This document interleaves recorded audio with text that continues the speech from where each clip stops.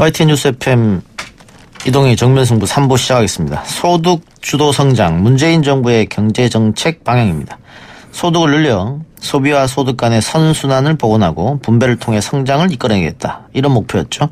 소득 주도 성장 추진 2년 반이 지난 지금 성과에 대한 평가는 엇갈립니다. 청와대는 결실을 보이고 있다라고 설명을 합니다만 세금 주도 성장 아니냐라는 비판도 따라오고 있죠. 왜 소득주도 성장인지 소득주도 성장 특별위원회 홍장표 위원장으로부터 직접 들어보겠습니다. 어서 오십시오. 예, 반갑습니다. 홍장표입니다. 예, 문재인 정부에서 초대 경제수석 지냈고 지금 소득주도 성장 특별위원회로 자리를 옮겼는데 1년 정도 됐습니까? 1년하고 한 4개월 정도 됐습니다. 예. 그동안 소득주도 성장에 대해서 여러 가지 논란도 있었고 안팎으로 비난도 없지 않아 있었습니다. 초기에 소득주도 성장이 성과를 내려면 시간이 좀 필요하지 않겠느냐 이런 얘기를 당청이 많이 했었거든요. 예, 그렇습니다. 지금 문재인 정권 출범하고 2년 반이 지났는데 어떻게 자평 한번 해보시죠. 예, 국민들의 기대에 부합해서 국민이 사실 일종의 국민의 기대 수준이 굉장히 높았습니다. 그 기대 수준에 도달했다 그렇게 평가할 수는 없고요. 예. 이런 어려운 가운데서도 일정한 나름의 성과는 조금씩 나타나고 있다. 그렇게 평가하고 싶습니다. 최근에 통계청 자료를 보니까 그 소득이 조금 늘었다. 특히 하위 계층에서. 예, 그렇습니다. 예. 그런 거 말씀하시는 겁니까? 예, 그런 것도 있고요. 예. 예, 소득이 좀 넣은 것도 있고 특히 최하위 계층의 소득은 굉장히 어렵습니다. 예. 그동안 쭉 최하위 계층은 소득이 감소해왔거든요. 예, 그런 것들이 지난 2, 4분기에 이어 3, 4분기 두 분기 사이에 너는 그런 모습들을 보였고요. 그다음에 그동안 쭉 확대되던 소득 격차 이런 것들이 이번 3분기에 들어서 줄어드는 이런 모습들이 긍정적인 그런 성과라고 볼 수 있습니다. 그런데 자영업자 소득들은 좀 줄었단 말이죠. 원래 예, 소득주도 성장이라는 것이 국민들 주머니가 이제 배불러지면 그럼 자영업자들한테도 당연히 그 소득이 가니까 소비를 통해서 그래서 경제 선순환 이런 거였는데 어떻게 지금 자영업자 소득은 왜 계속 줄까요? 저희들 소득주도 성장 특위 입장에서는 사실 아픈 부분이 되겠습니다. 예. 원래 우리 정부에서 추진하고 있는 것이 임금주도 성장이 아닙니다. 그와 더불어서 임금뿐만 아니라 자영업자의 소득까지 포함한 그와 같은 가계 소득을 늘리겠다라는 게 핵심 포인트라고 말씀드릴 수 있고요. 이번 3, 4분기에 나온 결과들을 보면서 저희들이 심도 깊게 이제 분석을 하고 있습니다. 대체로 왜 이런 결과가 나왔느냐. 그냥 한마디로 말씀드린다라면은 풀린 돈들이 제대로 돌고 있지 않다. 예. 특히 자영업 곳곳 아래 골목 상권까지 들어가는 이런 부분들이 굉장히 많이 줄었다. 이런 부분들이 가장 눈에 띄는 부분이 되겠습니다. 예. 소득은 늘었는데 소비는 그만큼 늘지 않았다 이렇게 봐도 되는 겁니까? 예, 그런 면이 하나 있고요. 특히 경제적인 요인으로서는 가계의 소득이 늘었는데 아무래도 앞으로 경기가 어떻게 될 것인가에 대한 일종의 좀 불안감이 있지 않겠습니까? 예. 그러다 보니까 지갑을 제대로 열리지 않았다라는 측면 하나가 분명히 있고요. 또 하나가 이제 좀 구조적인 측면들. 이미 잘 아시다시피 우리 자영업 부분은 과당 경쟁이라는 얘기 오래전부터 이야기 나왔지 않겠습니까? 그런 부분이 있고요. 그리고 최근 특히 몇 년 사이에 급속하게 진행되는 우리 소비 패턴에 명확한 변화. 온라인이 급성장하는 거. 그 방향으로 해서 온라인 쪽으로 돈들이 흘러들어가고 오프라인 쪽에는 제대로 안 가고 있는 거. 이런 것들이 지금 통계상으로도 명확하게 보이고 있습니다. 그 구조적 문제는 당연히 이제 극복을 해야 되는 겁니다만 이것도 단기간에 해결할 수 있는 문제가 아니니까요. 예, 그렇습니다. 단기간에 해결할 수 있는 문제는 아니고요. 일단 이 상태가 된다라면은 지금 근로소득 쪽은 상당히 괜찮은 변화니까 자영업 소득을 정직시키는데 아마 정책적 역량을 최대한 집중시켜야 될 것이다. 그렇게 보고 있습니다. 소득주도 성장이라는 말을 처음에 언론을 통해서 나왔을 때부터 보수 언론 또 야당은 전 세계 어디에도 없는 경제학 이론이다. 지금도 그렇게 공격하고 있는데. 그거 보는 부분에 대해서는 사실이 아닙니다. 예. 실제로 소득주도 성장이라는 게 경제학 교과서나 사전에 없다 그러는데 제가 경제학을 40년 공부했는데 교과서에 분명히 들어가 있습니다. 소득주도 성장의 핵심적인 내용이 뭐냐? 그럼 가계소득을 늘려서 성장의 보탬이 되겠다라는 거 아니겠습니까? 그러면은 가계소득이 늘게 되면은 소비가 늘어나서 그 결과 시장이 늘어나서 결국 기업 투자가 활성화된다. 이거는 교과서에 바로 나오는 그런 부분이 되겠습니다. 그러니까 다른 나라도 이런 정책을 쓰는 곳이 많은데 다만 이름이 소득주도 성장 그런 이름은 아니다 이런 말씀이죠. 그렇죠. 외국의 경우에는 그러니까 소득주도 성장이라는 이름 이외에 특히 OECD나 IMF 같은 경우에는 포용 성장이라고 부르고 있고요. ILO 국제기구에서는 임금주도 성장을 권장하고 있고요. 또 이웃 중국 같은 경우에는 이름 자체가 좀 다릅니다. 성장 전략의 전환 이렇게 이름을 부르고 있습니다. 그렇지만 주요 핵심 내용은 경제의 불균형을 어떻게 해소할 것인가. 이게 성장에 도움이 된다라는 부분에 대해서는 일종의 국제적인 컨센서스가 있다. 그렇게 볼 수 있습니다. 세금 주도 성장 아니냐 이런 비판도 있던데 그러니까 일자리 늘리고 하는 것도 세금 걷어가지고 공공고용 창출하고 단기간에 늘리는 그런 것 아니냐 이런 비판이에요. 세금 주도 성장이란 말 자체는 좀 과한 편인 거고요. 당연히 세금도 써야죠. 세금도 쓰는 부분이 있고요. 그 부분은 이제 우리가 실제로 저소득층이나 그다음에 고령층에 대한 지원 같은 경우는 세금을 쓰게 됩니다. 이제 그와 더불어서 시장에서 임금이나 사업 소득 이런 게 대단히 중요하지 않겠습니까? 그런 부분에 관해서는 정부가 일종의 관련되는 제도 개혁이나 그다음에 실제로 관련되는 이제 필요한 부분에 대해서 적시로 시드머니를 제공해 줌으로써 경제를 활성화시키는 것. 그렇게 해서 소득을 늘리는 것 이런 것들을 사실 중요한 부분으로 삼고 있습니다. 뭐 IMF도 그렇고 한국은 돈을 더 풀어야 한다, 더 많이 써야 된다 이런 공고를 지금 계속 하고 있기는 합니다만은 야당에서 주장하는 것은 그 국가가 주도하는 게 아니고 민간이 투자 같은 걸 많이 해야 되는데. 그렇습니다. 민간 투자는 어떻게 끌어들일 것이냐. 그러니까 민간의 투자를 활성화시키는 굉장히 중요한 지금 현 정부의 정책 과제라고 이야기할 수 있고요. 민간의 투자를 이제 활성화시키는 것들은 일단 그렇습니다. 지금 상황에서는 수출이 굉장히 부진하지 않습니까? 이것 때문에 우리 기업들의 투자가 대단히 위축되어 있습니다. 이런 상황에서 기업이 투자를 한다라고 생각하면은 어떻게 하면은 앞으로 시장이 열릴 것인가에 대한 전망이 있어야 될 겁니다. 그런 시장이 열릴 것인가에 대한 전망을 만들어주기 위해서는 일종의 기업의 경영 환경이라는 것들을 바꿔줘야 되고 또 필요하면은 정부가 필요한 경우에 돈을 써서 시장을 형성해 줘야 되는 이런 과제를 맡고 있는 거고요. 그렇다 보니까 실질로 성장은 기업이 주도를 하고 있습니다만은 정부는 기업이 성장할 수 있는 밑바탕 그리고 제도를 바꿔주는 거 이런 것들이 주안을 두고 있습니다. 거기 규제 완화 이런 것도 포함이 되겠죠? 당연히 포함이 되고 있습니다. 규제 완화도 포함이 되고 있고요. 그다음에 가계소득 늘리기도 당연히 포함이 되어 있습니다. 가계소득을 늘려줘야지 그만큼 시장이 열리기 때문에. 문재인 대통령이 공약했던 최저임금 인상 10,000원 결국은 안 됐습니다.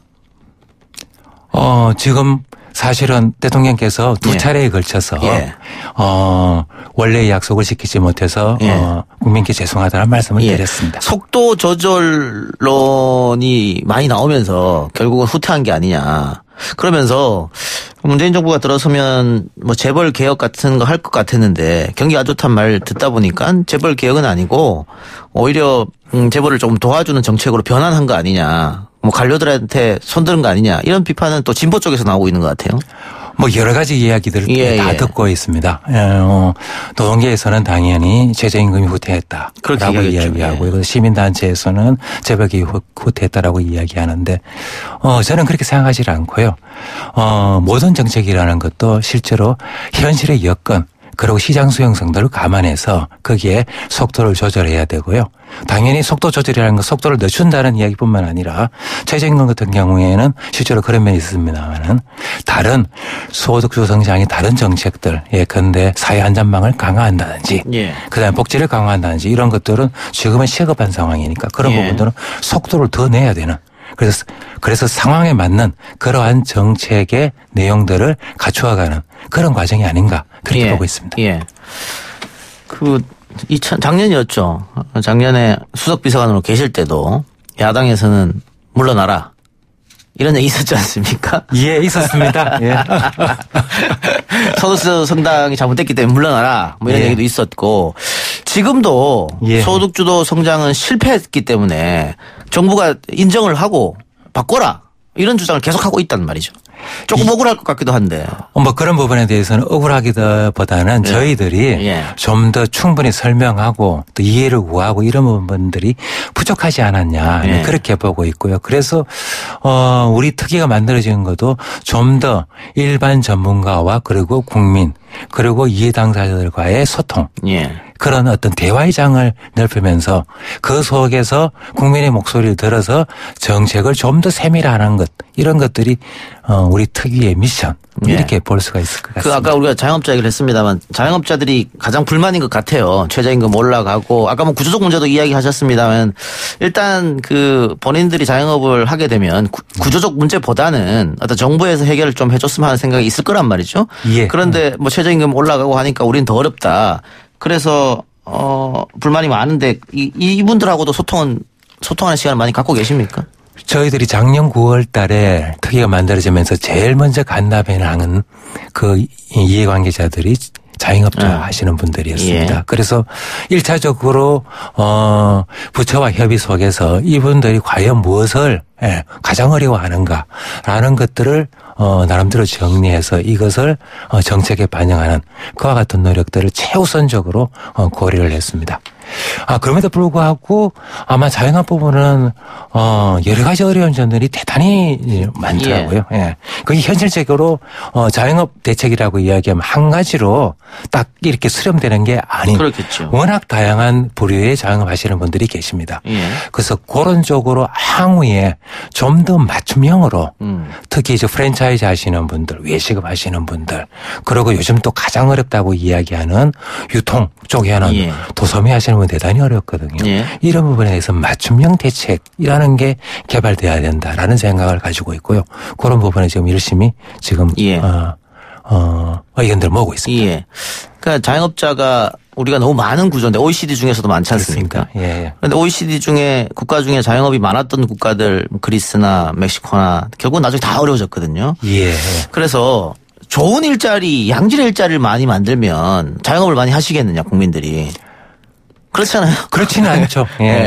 실제로 우리 한국 같은 경우에도 이 자영업 비중이라는 게 지금 취업자 25% 이렇게 나오거든요. 대단히 높은 비중인데 조금씩 좀 줄어들고 있습니다. 그게 이제 좀 더 좋은 일자리를 만들어내서 그쪽으로 이제 가시는 분들이 있고. 그래서 중소기업과 대기업 간의 임금 격차도 좀 줄이고 이런 여러 가지 일들이 필요할 것 같아서 제가 한번 여쭤봤어요. 그래서 실제로 좋은 일자리를 만들기 위해서는 갑자기 하늘에서 새로운 일자리가 떨어지는 건 아니지 않습니까? 그건 아니겠죠.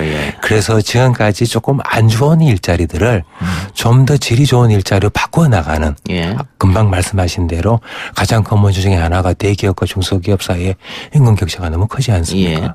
그래서 정부에서 중소기업에 가는 분들에 대해서 일정한 임금 보조 같은 정책들을 지금 작년 청년 일자리 대책 속에다가 아주 중요하게 지금 집어넣어서 올해까지 계속 추진하고 있습니다. 우리 대통령이 가끔 청와대로 기업인들을 초청하기도 하고 또 기업 행사에 참여하기도 하고 기업 친화적인 모습 좀 보여줬거든요. 그게 과거에 이명박 정부 같은 경우에는 뭐 대기업 프렌들이라고 해가지고 법인세도 인하해주고 여러 가지 정책을 썼는데 결국은 뭐 낙수효과 실패한 이론이라는 게 뭐 전 세계적으로 입증된 거고요. 그러다 보니까 문재인 정부에서는 그걸 안 하려고 보니까 오히려 경제 사정이 좀 좋지 않아서 그래서 기업 친화적인 제스처를 대통령이 많이 취하는 거 아니냐 뭐 이런 얘기도 있던데. 방금 말씀하신 것 중에서 제스처는 조금 제가 동의하기는 조금 쉽지 않고요. 문정부 같은 경우에 그런 이야기들 많이 나오지 않습니까? 뭐 친노동이고 그다음에 반기업 정서 이런 이야기는 좀 오해다라는 생각을 하고 있습니다. 문정부가 초기에 출범할 때는 당연히 친서민, 친중소기업 을 기체로 늘고 나왔고요. 저는 그 부분은 지금 집권 후반기에 접어들고 있습니다만 전혀 달라지지 않았다. 그리고 기업 친화적인 이야기도 사실은 대기업은 나 홀로도 충분히 성장할 수 있지 않습니까? 그래서 문정부에서 지금 지향하고 있는 것들은 중소기업, 어려운 중소기업 그리고 벤처 스타트업 기업 이런 것들에 대해서 집중적으로 육성하겠다. 라는 면에서는 뭐 그런 면에서는 친기업이라는 이야기를 들어도 상관이 없다는 것이 되겠습니다. 일본은 아베가 들어서 아베노믹스 뭐 이런 거 여러 가지 구상했고 또 시도도 했고 미국 같은 경우에는 지금 뭐 경제가 너무 좋다고 하고 우리 이웃 나라들은 어떻게 조금 괜찮은 것 같은데. 예. 우리 경제는 조금 하방 곡선을 그리지 않느냐. 그렇게 예, 그런 지적들을 많이 하고 계십니다. 근데 조금 더 자세히 보시면은요, 예. 전 세계적으로 지금 상황에서는 미국이 상대적으로 좋은 편이고, 물론 앞으로 계속 좋을 것인가에 대해서는 부정적인 전망이 많이 나옵니다. 예. 근데 올해 접어들어서 이렇게 보게 되면은요, 예. 전 세계 특히 수출에 의존하고 있는 나라가 대단히 어렵습니다. 대표적으로 우리나라가 수출에 의존하는 국가잖아요. 그렇죠. 예. 가장 대표적으로는 독일. 예, 독일 굉장히 어렵습니다. 지금 독일 같은 경우에 1% 이하대의 성장률이 나오지 않겠냐. 그리고 우리 아시아 지역에서는 싱가포르이 굉장히 어렵습니다. 예. 그리고 지금 여러 가지 정치적인 문제로 어려운 홍콩 같은 나라들, 이런 나라들이 전형적으로 수출에 의존하는 나라라고 보면 되겠고요. 그나마 그 와중에 수출에 의존한 나라 중에서 한국이 그나마 지금 OECD나 IMF에서는 2% 정도의 성장률이 나올 것이라고 예상하고 있는데, 그 정도면은 좀 나름대로 그나마 좀 괜찮은 편이 아니냐. 방금 수출 말씀해 주셨고 얼마 전에 또 한 아세안 회의가 부산에서 있었고 대통령이 신남방 정책에 굉장히 공을 들인 것 같아요. 아세안 지역에. 이게 역시 수출 다변화. 우리가 중국, 미국이 한정돼 있는 수출 국가에 좀 넓혀보자. 그리고 세계 인구의 한 9에서 10%를 차지하고 있는 아세안 쪽으로 한번 가보자. 그 생각이신 것 같은데 어떻게 잘 될 것 같습니까? 그 부분은 대단히 중요한 부분이고요. 가지 않을 수 없다라고 생각하고 있습니다. 예. 그래서 지금 우리 한국이 지금 중국에 대한 수출 의존도가 대단히 없다는 건 이미 아시고 계시지 않습니까? 향후에 중국의 의존도는 아마 줄어들 것으로 보입니다. 그래 되면은 당연히 가야 될 곳은 신남방이고 인도고, 그리고 아마 향후에 추가적으로는 북한 문제가 해결이 된다면은 신북방으로 가야 된다. 그렇게 볼 수가 있고요. 또 그와 더불어서 제가 말씀드리고 싶은 것은 국내 수출뿐만 아니라 내수 시장도 계속해서 쉬운 일은 아닙니다만은 지속적으로 키우는 그런 노력들도 계속 가야 된다. 예. 근데 우리가 인구가 5천만밖에 안 되고 또 자꾸 줄어든다고 하기 때문에 내수 시장이 계속해서 발전할 수 있을까? 그래서 방금 북한 이야기 되셨습니다만은 그 북쪽 루트를 개척하면은 또 내수로 포함한다면 상당히 많은 경제 발전의 가능성이 있을 것 같은데 그건 아직 좀 먼 얘기인가 아닌가 싶어서. 꼭 그렇게 볼 수는 없고요. 인구가 5천만 명이지 않습니까? 그리고 우리가 소득 수준 3만 불을 넘어갔습니다. 그래서 얼마 전에 정부에서 발표했듯이 우리는 3050 클럽에 7번째로 가입을 했습니다. 그 말씀은 실제로 국내 시장이라는 거는 인구와 그다음에 국민소득 수준을 동시에 봐야 됩니다. 그런 규모로 보면은 우리는 거의 세계 10위권 수준에는 충분히 된다. 5천만 명에 3만 달러. 그렇죠. 그렇게 계산하셔야죠. 알겠습니다. 그리고 아까 제가 중소기업과 대기업 간의 임금 격차가 너무 나는데 그걸 줄이는 게 중요하다라고 말씀드렸습니다만은 사회가 발전하면 발전할수록 절대적 빈곤은 줄어드는데 상대적 빈곤이 결국은 사회적 문제로 대두되는 거 아니겠습니까? 빈부격차가 문제인데 그중에 하나가 부동산 문제입니다. 불로소득일 수도 있겠는데요. 같이 출발한 청년이라도 빚을 많이 내서 집을 산 사람이랑 그냥 전세로 시작했던 사람이랑 5년 후에 얼마나 자산 차이가 나느냐. 이 불로소득이 많아지면은 결국은 이건 우리 경제를 좀 먹을 수도 있거든요. 이 생각 때문에 우리 정부에서 집값을 잡으려고 상당히 노력합니다만은 잘 안 되는 것 같아요. 이 부동산 문제에 대해서는 우리 문정부 초기부터 대단히 중대한 문제로 계속 들여다보고 있습니다. 그리고 관련되는 대책을 많이 내놓고 있는 거고요. 금방 지적하신 대로 부동산 문제와 관련돼서 이 부분은 두 가지 문제에서 아주 우리 한국 경제의 미래를 어둡게 한다. 첫 번째 문제는 소득과 자산의 불평등. 실제로 이런 것들이 지속된다라면은 근로의학 같은 것들 상실되겠죠. 해야 될 수밖에 없는 거고요. 또 하나의 문제는 이게 성장 문제와 관련되어 있습니다. 지금 잘 아시다시피 지금 우리 기업들의 투자가 굉장히 저조하지 않습니까?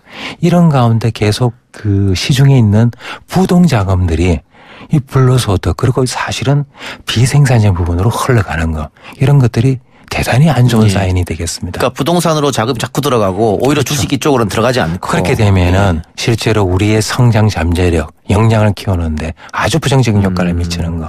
이 부분 관련돼서 굉장히 걱정을 하고 있고요. 그래서 아마 지난 주에 국민과의 대화 속에서 대통령께서 아마 못을 박으신 걸로 부동산 부분에 대해서는 확실하게 잡겠다라는 말씀을 하신 걸로. 그래서 지금 부처에서는 정부가 동원할 수 있는 모든 정책 수단들을 풀로 가동해서 이번만큼은 확실하게 잡겠다라는 준비를 하고 있는 걸로 알고 있습니다. 알겠습니다. 자, 소득주도 성장 국제 컨퍼런스 행사가 열린다고 하는데 이게 언제 어디서 열립니까? 예, 다음 주 화요일 날 12월 3일입니다. 코엑스 인터컨티넨탈 호텔에서 열리고요. 그리고 주제는 저희들이 그렇게 잡았습니다. 세계가 바라본 한국의 소득주도 성장. 예.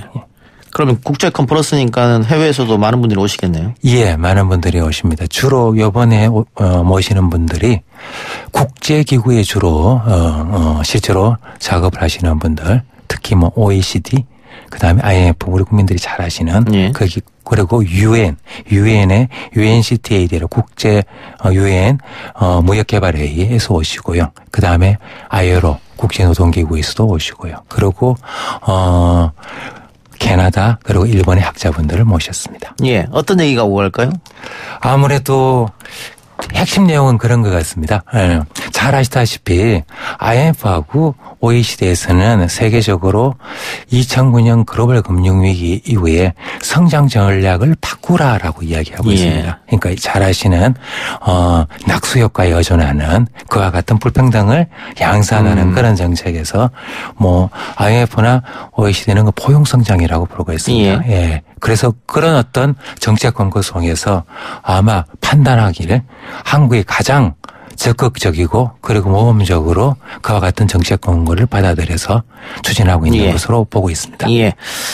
다음 달이면 국회에서 이제 예산안 처리가 이루어질 텐데 사상 최고 금액입니다. 2020년 예산은 슈퍼 예산 뭐 이런 얘기도 나오던데 확장 재정 기조는 어떻게 계속 가야 된다 이렇게 판단하십니까? 지금 경제 상황으로 보면은 올해 경제가 굉장히 안 좋았지 않습니까? 예, 그런 상황에서 내년의 전망에서 올해보다는 조금 더 좋아질 것이다. 그렇지만은 전반적으로 글로벌 경기가 예전만 못하다라는 속에서 일정 정도 경기가 회복된다 하더라도 큰 폭은 아닐 것이다라고 예측을 하고 있습니다. 그래서 당연히 경기가 안 좋을 때는 확장 재정을 써야 됩니다. 그런 상황에서. 그래서 내년의 상황 역시도 만약 경기가 나쁘다라면은 적어도 나라의 고가는 좀 더 풀어야 되는 거 아니냐. 그렇게 보고 있습니다. 알겠습니다. 0766님께서 자영업자인데요. 최저시급을 올려서 어려운 게 아니고 갑작스럽게 많이 올려서 힘든 겁니다. 주휴수당 좀 제발 없애주세요. 그 최저임금까지는 알겠는데 주휴수당은 올리는 건 너무 힘들다. 주휴수당 존재하는 거. 또 주휴수당이 과거에 일주일에 정말 한 번 쉬고 이럴 때 노동자를 위해서 만든 법인데 지금은 아니지 않느냐. 그래서 자영업자들 주휴수당 이야기를 많이 하시더라고요. 예. 저도 그 말씀을 많이 들었습니다. 예. 잘 아시다시피 주휴수당 같은 경우 과거에 최저임금 수준이 너무 낮았을 때. 그렇죠. 그렇죠. 그때 일종의 보수를 조금 더 이제 보충해주기 위한 건데요. 저는 사실 개인적으로는 그렇게 생각하고 있습니다. 한국이 어느 정도 최저임금 수준이 뭐 10,000원 정도까지 올라가면은 그때는 주휴수당 없어도 되지 않느냐. 뭐 그런 생각은 개인적으로 하고 있습니다만은 아직까지는 아마 부처에서는 그 부분에 대해서는 본격적으로 검토하지 않는 걸로. 그래서 향후에 어느 정도 최저임금이 보장되는 그런 수준에서는 다른 선진국과 마찬가지로 그렇게 가야 되지 않을까 그렇게 생각합니다. 예, 최저임금이 어느 정도 올라가면은 없을 수도 있겠다. 예, 알겠습니다. 자, 소득주도 성장 특위 앞으로 어떤 계획을 갖고 있습니까? 예, 우리 특위가 만들어질 때 대통령께서 지시사항이 2가지였습니다. 하나는 소득주도 성장의 밑그림을 튼튼하게 그려라.